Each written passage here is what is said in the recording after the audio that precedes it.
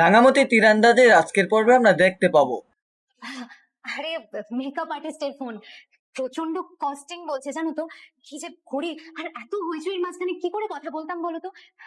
বিয়ের কত দায়িত্ব জানোই তো, সবই মা বাবা নিয়েইছে, কিন্তু আমাদেরই তো সমস্ত কাজ করতে হয়, তাই না?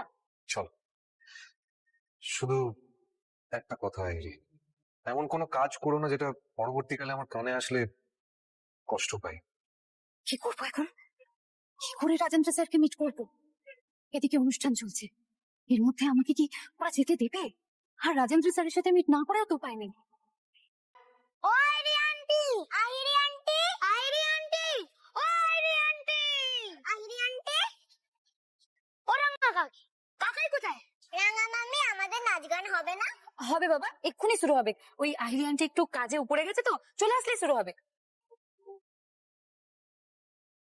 বলছি, আমাকে না এক্ষুনি একটু বাড়ি যেতে হবে। ও মা, এখন বাড়ি যাবে কেন রে? সে কি, তোমার বাড়িতে কি কোনো প্রবলেম হয়েছে নাকি? না মানে কারোর শরীর টরীর খারাপ হলো নাকি? না না, সেরকম কিছু না। আসলে বিয়ের অ্যারেঞ্জমেন্টেরই কিছু কাজ আমি ফেলে এসেছি, সেগুলোই চটপট করে সেরে আমি চলে আসছি।